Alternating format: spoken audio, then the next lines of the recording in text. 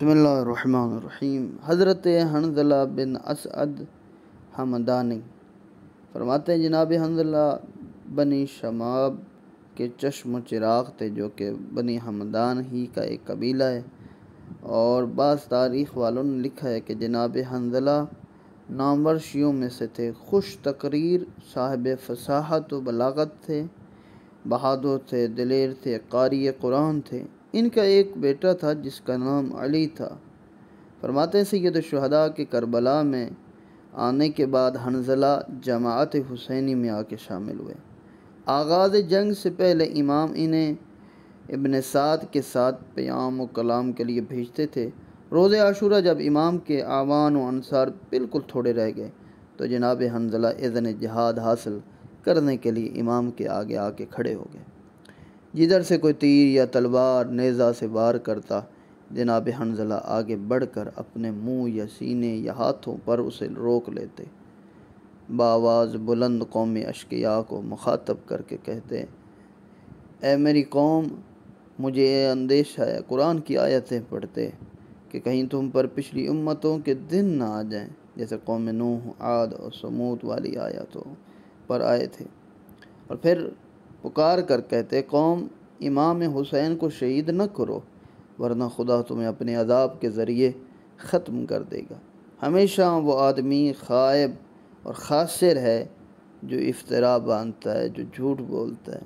ان کا کلام سن کر امام نے فرمایا کہ یہ لوگ عذاب و عقاب کے خداوندی کے مستحق ہو چکے ہیں، اسی وقت سے کہ جب صبح عاشورہ تمہاری دعوت الحق کو مسترد کرتے ہوئے تجھے اور تیرے ہمراہیوں کو قتل کرنے کے لیے اٹھ کھڑے ہوئے۔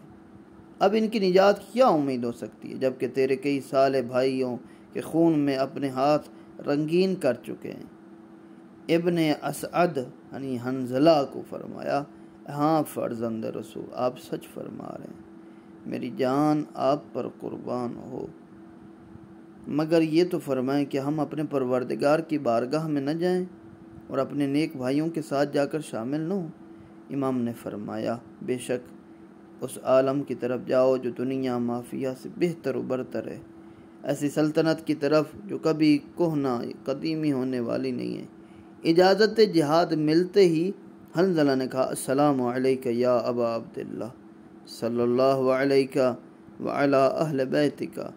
یہ ارشاد فرمانے کے بعد فرزند رسول آپ پر، آپ کے اہل بیت پر درود و سلام، خدا کرے جنت الفردوس میں ہم اور آپ اکٹھے ہوں۔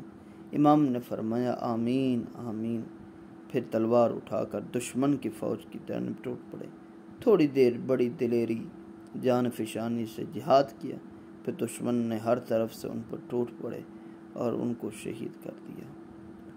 حضرت عبد الرحمن بن عبداللہ کے حالات پر بہت کم ہی علماء نے لکھا ہے، بہرحال جو میرے پاس موجود ہے وہ رجز پڑھتے ہوئے آقا کے سامنے آئے اور امام نے اجازت دی، اور اس کے بعد اپنے آپ کو مخالف کے مد مقابل کھڑا کر دیا، چند ایک افراد کو واصل جہنم کرنے بعد خود شہید ہوئے۔ حضرت سعد بن حنظلہ، ان کے حالات بھی نہیں مل سکے، بہت سارے علماء نے لکھے، صرف اتنا ایک لکھا ہے کہ یہ بزرگوار سید الشہداء کے لشکر کے نام آمور لوگوں میں سے تھے، اور رجز پڑھتے ہوئے میدان میں نکلے اور قوم اشقیاء پر ٹوٹ پڑے۔ سخت جنگ کرنے کے بعد شربت شہادت نوش فرمایا۔ اس کے بعد جناب ابو ثمامہ سیداوی ہیں، نام و نسب کے اعتبار سے عمرو بن عبداللہ حمدانی ساعدی اور کنیت ابو ثمامہ ہے۔ جناب ابو ثمامہ مشہور تابعی، شاہ سوار، حضرت امیر المؤمنین کے مخصوص اصحاب اور کوفہ کے مشہور شیعیان حیدر کرار میں سے تھے۔ حضرت امیر کے ہمراہ تینوں جنگوں میں، جنگ صفین، نہروان، جنگ جمل میں آپ نے حضرت امیر کے ساتھ مود مقابل والوں کے ساتھ جنگ کی۔ حضرت کی شہادت کے بعد امام حسن سے وابستہ رہے۔ صلح امام حسن کے بعد جب امام مدینے واپس تشریف لے گئے تو یہ کوفہ میں ہی رہے، حتیٰ کہ یزید کے باپ کی ہلاکت کے بعد جب شیعوں نے سلیمان بن سرد خدائی کے گھر جمع ہوئے اور امام کو کوفہ تشریف لانے کا دعوت نامہ لکھا تو یہ بھی ان لوگوں میں شریک تھے۔ جب حضرت مسلم بن عقیل کو کوفہ میں تشریف لائے تو یہ بزرگوار جناب مسلم کے حکم سے شیعیان علی سے رقم جمع کر کے اس سے اسلحہ جنگ خریدتے تھے، کیونکہ اسلحہ شناسی میں بڑے ماہر تھے۔ شہادت مسلم کے بعد روپوش ہو گئے۔ ابن زیاد نے ان کو بہت تلاش کیا مگر کامیاب نہ ہو سکا۔ بالآخر جب ان کو سید الشہداء کی جانب عراق تشریف لانے کی اطلاع ملی تو جناب نافع بن ہلال کے ساتھ پوشیدہ طور پر خدمت میں امام میں حاضر ہوئے۔ راستے میں کسی منزل پر قافلہ حسینی کے ساتھ شریک ہوئے۔ یہی وہ بزرگوار تھے جنہوں نے روز عاشوراء زوال آفتاب کے وقت فرض شناسی کا بہترین نمونہ پیش کرتے ہوئے خدمت میں امام میں حاضر میں ہوئے۔ کہا کہ میری خواہش ہے کہ آخری نماز آپ کے اقتداء میں پڑھ کر خدا کے بارگاہ میں حاضر ہوں۔ امام نے خوش ہو کر ان کو دعا دی تھی کہ تو نے اس وقت نماز کو یاد کیا، خدا تمہیں نماز گزاروں میں شامل کرے۔ پھر جب امام نے کہا کہ آپ سامنے کھڑے ہو جائیں، کھڑے ہو گئے۔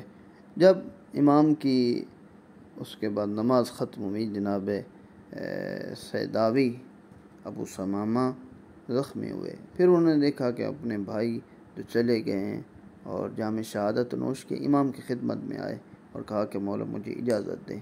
امام نے فرمایا جاؤ، ہم بھی تھوڑی دیر کے بعد تمہارے ساتھ ملحق ہونے والے ہیں۔ اذن جہاد ملتے ہی جناب ابو ثمامہ نے خوب جنگ کی، یہاں تک کہ زخموں سے چور ہوئے۔ اس وقت ان کے چچزاد بھائی جو ان سے سابقہ عداوت تھی، اس نے آ کے آپ کو شہید کر دیا۔